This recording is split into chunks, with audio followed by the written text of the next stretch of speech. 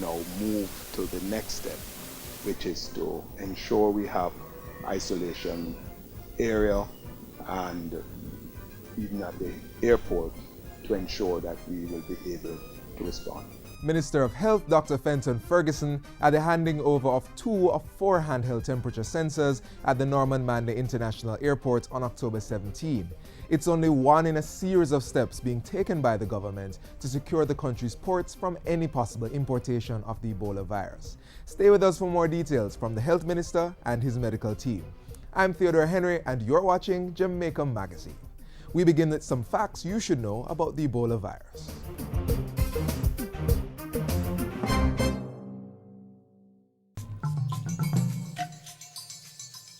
The Ebola virus is transmitted through direct contact with an infected person's blood or other bodily fluids such as saliva, urine, stool, and semen. The virus can also be spread if broken skin comes in contact with contaminated items like clothing, bed linen, and needles used by an Ebola patient. Symptoms of Ebola include sudden onset of fever, intense weakness, muscle pain, headache, and sore throat. This may be followed by vomiting, diarrhea and rash, impaired kidney and liver functions, and in some cases both internal and external bleeding leading to death.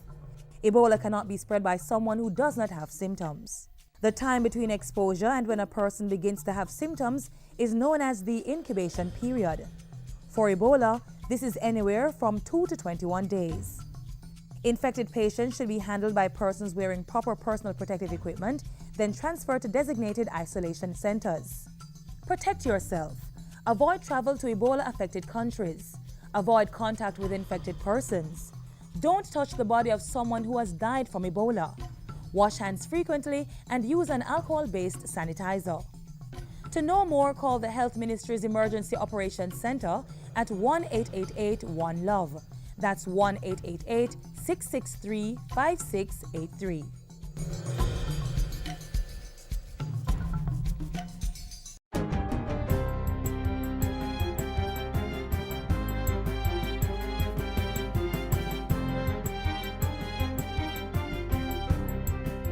Good day, I'm Tamara McHale and this is your GIS News for Thursday, October 23. Government has taken a significant step towards the goal of Jamaica becoming the 4th major node in the global logistics chain. On Wednesday, Prime Minister Portia Simpson Miller broke ground for the construction of the Total Logistics Facility at Newport West in Kingston. The 160,000 square foot warehouse will be built and operated by Kingston Wharves Limited and is to be a 24-hour facility offering supply chain management and manufacturing. The government sees this launch as a step forward for Kingston Wharves Limited, a big step forward for the development of the logistics hub. Roughly 500 persons are to be employed when the facility opens in January 2016. The project is expected to engage 150 persons in direct construction. More than 50 persons have already been employed directly and indirectly in specific project management and execution capacities. Construction will start next month and should be completed by December 2015. The Deputy Managing Director of the International Monetary Fund, Min Zhu, is forecasting that the Jamaican economy will exceed current growth levels in the next fiscal year. He was speaking at the opening ceremony of the 2014 High-Level Caribbean Forum that's now underway in Montego Bay. Andrew Chisholm is at the conference and filed this report. By all forecasts, this year, Jamaica's growth rates were stronger than last year. More than that, the next year's growth was stronger than this year. The IMF Deputy Managing Director also commended the government for maintaining single-digit inflation rates while reducing the country's debt and unemployment. So that gives us all the confidence and give us all the promise. We're very confident we'll be able to move forward with this program. Meanwhile, Prime Minister Portia Simpson Miller says her administration remains committed to removing the impediments to growth, one of which is the high cost of energy. She reiterated that by 2030, Jamaica would have at least 20% of the country's energy mix coming from renewable sources. So far, we have concluded contracts for the supply of 78 megawatts of electricity from wind and solar. In respect of hydropower, feasibility study on 5 sites have been completed and 6 more are to be done. In the meantime, Finance Minister Dr. Peter Phillips is calling on the global community to assist the Caribbean in achieving sustainable growth and development. He, however, pointed out that Caribbean countries have a role to play. It is necessary, we believe, that we look at our current CARICOM taxation treaties and discuss the common external tariff in order to ensure that regionalism not only induces growth but delivers equitable growth across the various jurisdictions. The 2014 High-Level Caribbean Forum, which will end on Friday, will examine ways of improving the reliability and efficiency of energy while strengthening the tax system and the financial sector. Reporting from the Montego Bay Convention Center, I'm Andrea Chisholm for JIS News.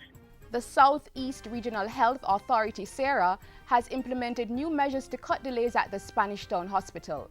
Stacey Ann Smith has the details. SERA Board Chairman Dr. Andre Cook announced in a statement Wednesday that the Spanish Town Hospital was in the process of receiving additional staff and resources to improve patient flow. This follows a tour of the facility earlier this month by Health Minister Dr. Fenton Ferguson in the wake of 2 incidents in which patients died while waiting at the A&E department. Now, SERA says 14 new nurses have been employed and additional doctors will be assigned to work in the A&E department. Construction, meanwhile, is to begin shortly on a triage area to house a roving triage nurse who will be able to closely monitor patients in the A&E waiting area. The hospital has also got new beds as well as bassinets, cots and cribs for the pediatric ward, and 200 chairs have been bought and distributed to the various waiting areas. 4 additional stretchers have also been received. At the same time, SERA has also taken steps to improve the delivery of healthcare services at other hospitals in the Southeast region. The staff complement is being increased at the Kingston Public and Victoria Jubilee Hospitals, as well as the Bustamante Hospital for Children. KPH's recovery room capacity has also been expanded.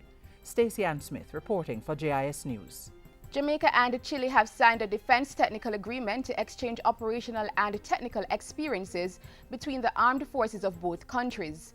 National Security Minister Peter Bunting and the Chilean ambassador to Jamaica signed the agreement on Tuesday. It will facilitate training in aviation, which will further support the development of the Caribbean Military Aviation School.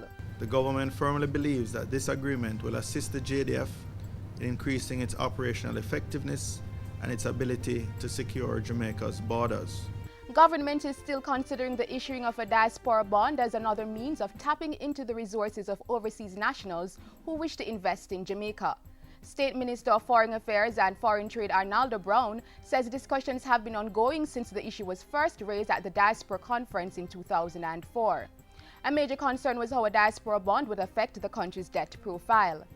The hope was that the bond would be priced and sufficiently large that it may replace high-yielding debt with low-yielding debt, therefore creating some space for the government to operate and to probably use those savings from the lower yields to invest in education, invest in healthcare, invest in infrastructure, and so on. Mr. Brown was addressing a recent GIS think tank session. And finally, a number of secondary schools across the island will benefit financially each time current and past students, as well as other members of the public, buy a specific brand of water uniquely assigned to each participating school. It's due to a new public-private partnership between the Education Ministry and SIP Spring Water, operated by Relaxa Enterprise. The initiative is called the Support in Public Schools SIPS Project. And that's it for JIS News today. I'm Tamara McHale. Thank you for watching.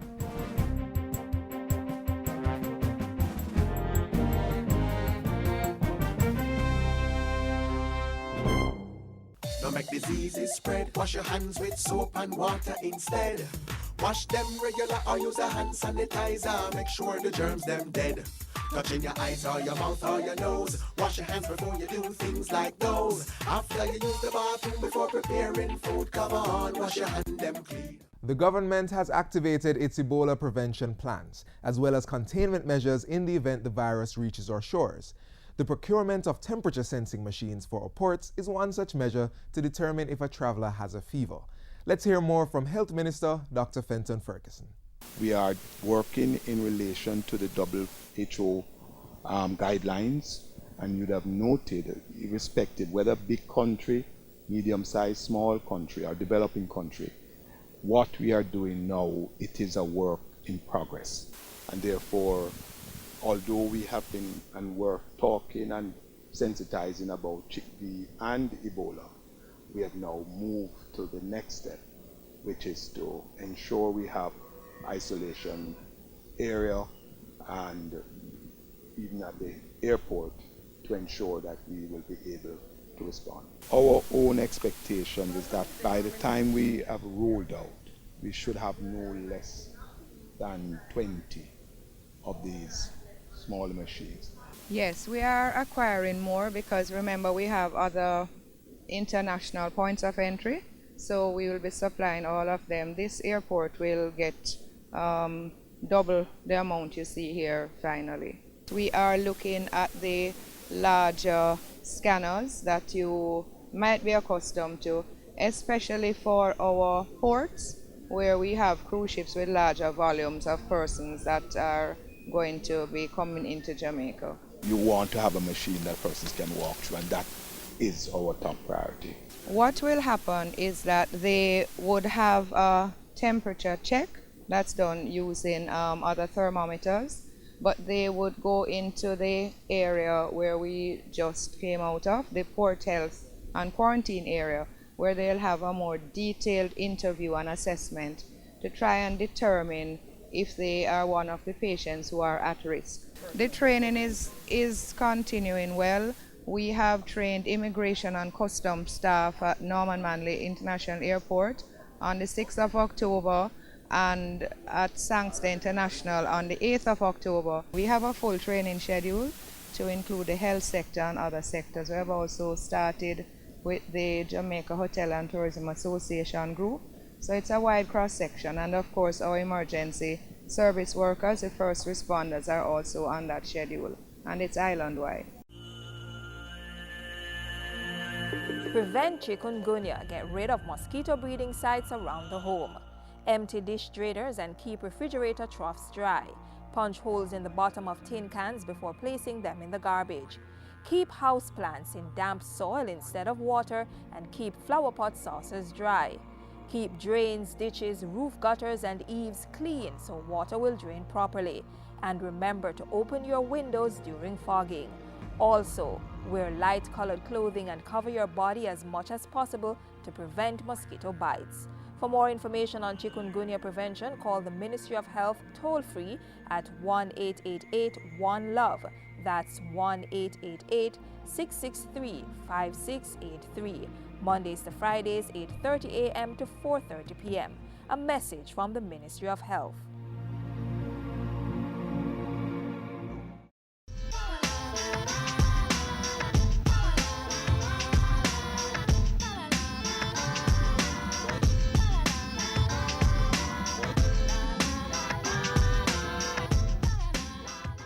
On Heroes Day, over 230 persons received honors and awards as recognition for sterling contribution in various areas of national life. The areas range from health, sports, and education to agriculture, security, and public service. We caught up with a few of the honorees right after the ceremony at King's House. Well, it's absolutely delightful to know that your efforts have been rewarded and that you have been deemed suitable for such an honor. I'm very pleased. It came as a surprise because, at the Ministry of Finance, we sit quietly, we do our work, and to be recognized like this, and I take it not only for myself and family and my close friends, but also the Ministry of Finance and everyone at the Ministry of Finance who has helped to contribute to my achieving this award. I am very honored to have been considered by my country, considered and recognized by my country for this very prestigious award, especially considering others who have done significantly well for our country and have been recognized. So to be considered among that group of persons, outstanding Jamaicans, I deem it an honor. It's not something you really expect, and when it happens, it takes your breath away for a while. It had taken my breath away for a couple of months now. Well, it's a little bit surreal, I mean, I still haven't quite fathom, what it really means. But the aspect of it, that it is a reward as a recognition of service that benefits the country, it makes me feel very accomplished and satisfied that so far my 41 years of journalism have been useful to this country. I am thankful that my country has developed to a point where the work that I've been doing since the 70s have been recognized at the national level. And I'm very grateful. I feel elated, very happy to be able to receive something of this nature, a great award from your peers, the people and the government of Jamaica. It is very, very honored. I'm extremely pleased and gratified that the government of Jamaica has seen it fit to give me this award. Well, I feel good. Yeah. Feel very good, man. Well, I say that I'm truly humbled and honored. It's a wonderful feeling. I feel like I'm on top of the world, and being honored for the second time by the government of Jamaica is just overwhelming.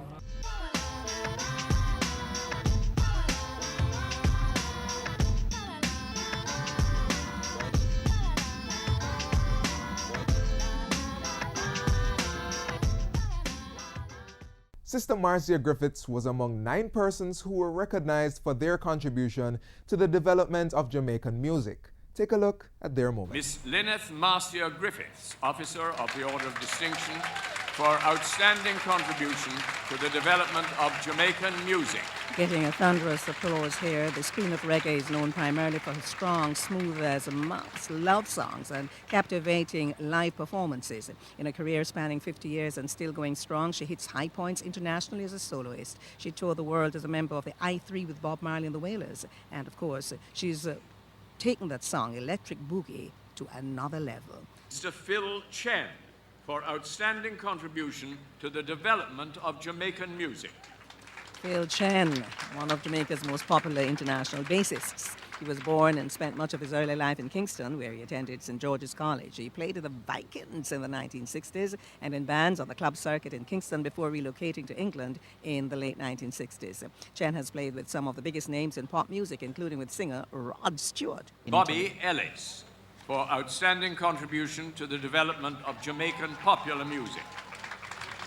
Robert Ellis, trumpeter and flugelhorn player and musical arranger, has been a seminal part of Jamaica's popular music for over 50 years. He's worked with some of Jamaica's most accomplished reggae artists, including Peter Tosh, Bob Marley and the Wailers, the Revolutionaries, Joe Higgs, Derek Harriott, the Burning Spear, Dennis Brown, Dean Fraser, Jimmy Cliff, Marcia Griffiths, who is also being honored here today. He attended the Alpha Boys School and has received a sound musical education in marches and waltzes, classical pieces, jazz and swing, which gave him an extensive knowledge of timing, harmony, and form. Mr. Dwight Alexander Pinkney, for outstanding contribution to the development of Jamaican music. What a guitarist. Dwight Pinkney has brought joy to many through his music. He's now in his 6th decade of performing, writing, and recording Jamaican music at the highest level. He started in 1965 when he started the band called The Sharks, which became the house band at the legendary Cox and Dodd Studio One. This is Dwight Pinkney, guitarist. Mr. Winston Edwards Wee Powell, for outstanding contribution to Jamaican music. Wee Powell is the owner of popular sound system Stone Love, and there we see his son, Dwayne Powell, going to accept his award. The insignia is received by his son, Mr. Dwayne Powell. Mr. Stephen Warren Patrick Woodham, for dedication to education and the development of the classical violin and the symphony orchestra. Stephen Woodham. Stephen Woodham dedicated considerable time and energy to music education as a private tutor. He is the artist in residence and conductor of the Immaculate Conception High School Symphony Orchestra. Stephen has performed in the Caribbean, Europe, Canada, the United States of America, and China. Mr. Carl Joseph Brady, for over 50 years' contribution to the development of Jamaican music. What a character. Carl Brady has been playing music and entertaining diverse audiences. His musical journey started in high school, where his abundant talent for entertainment was noticed by impresario Vera Johns, and he was invited to perform at the opening of his shows. Carl Brady later teamed up with schoolmate the legendary Baron Lee, and the rest, they say, is history. Mr. Norman Beresford Jarrett for invaluable service to education and music. And all the graduates of the Jamaica College must be very proud. Mr. Jarrett attended Jamaica. He taught for 40 years and was principal for several schools across the island, including Cavaliers All-Age School in St. Andrew and Gale Primary in St. Mary. He also taught at schools in St. Anne and Manchester and in the Bahamas for a short period. Mr. Jarrett was once the music coordinator at the Pepin Secondary School. Hey! Hey you! Me? Yes you! Are you between the ages of 9 to 12, attending a primary or a prep school?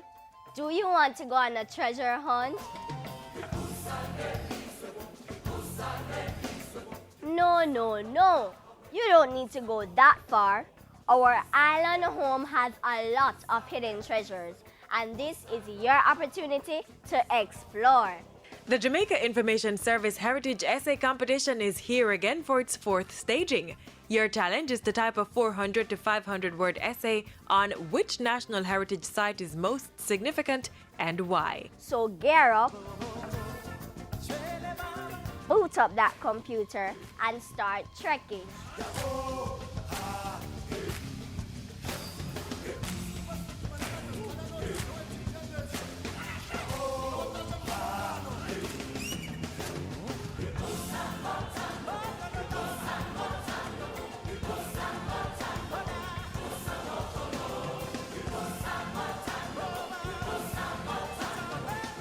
You need to download the application form online at jis.gov.jm.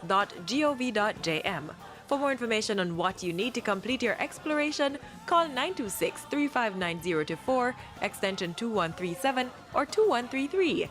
Your journey should be completed by Friday, October 31. The typed essay should be submitted online via the entry form on the JIS website at jis.gov.jm.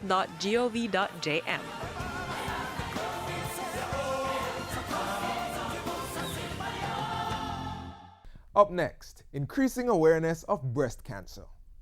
Entrepreneur Beverly Robotham Reynolds is using her business and creativity to do just that, but she's taking it a step further, providing funding for treatment through the sale of her special collection of dolls and teddy bears. Here's her story.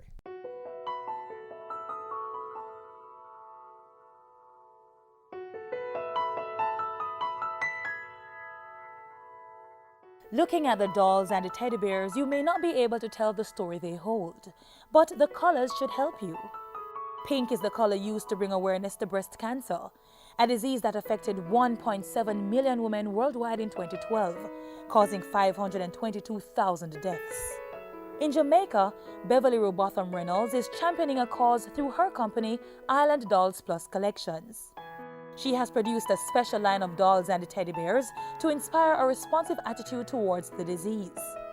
And with every purchase, you can help the fight, because all proceeds will go to the Jamaica Cancer Society. At the beginning of the year, 2014, I decided that I was going to raise funds to help the Jamaica Cancer Society.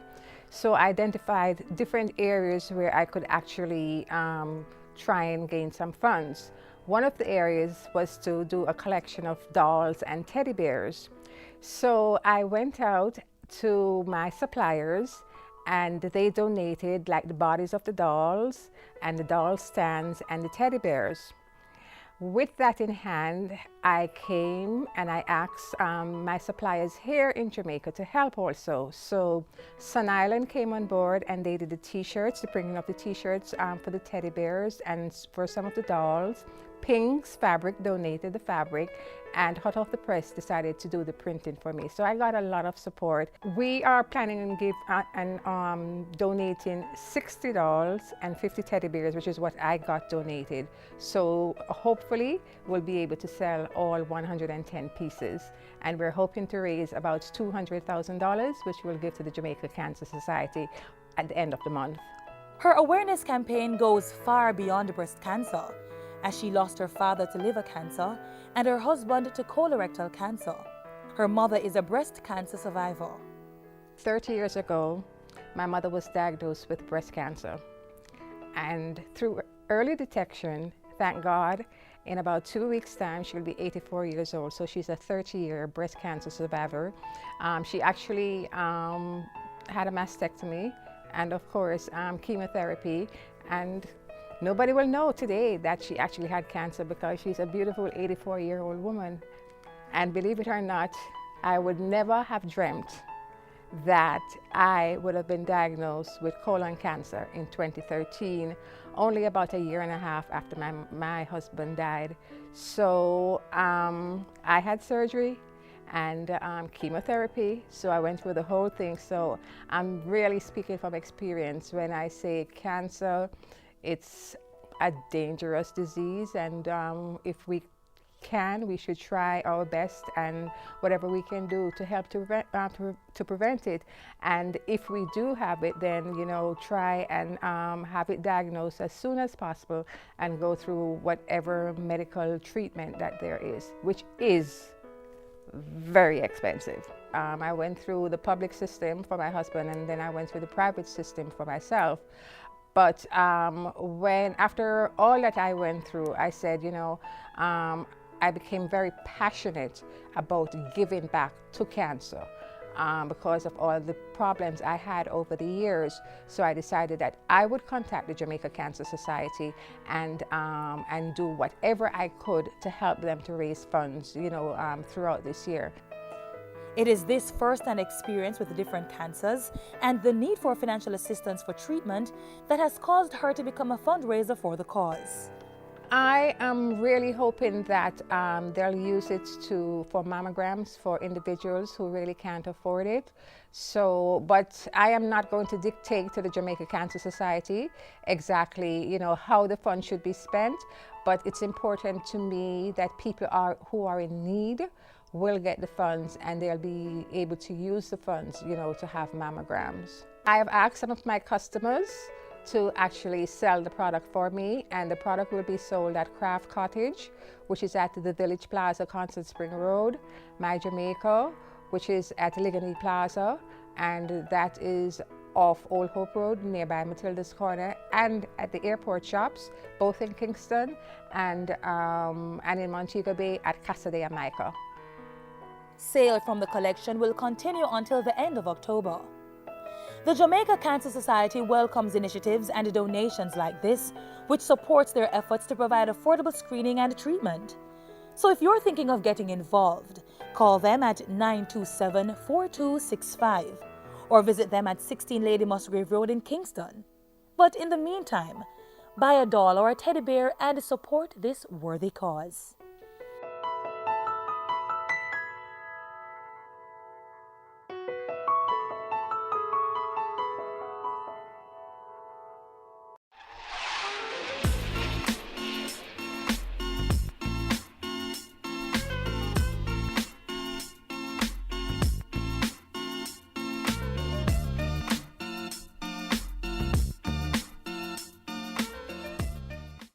That's how we bring the curtains down on our show for today. But if you want to see it again, log on to our website at jis.gov.jm.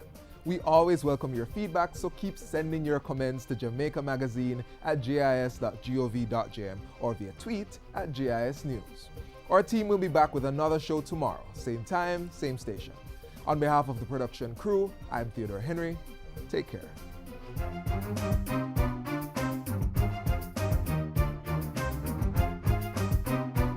This has been a production of the Jamaica Information Service, the voice of Jamaica.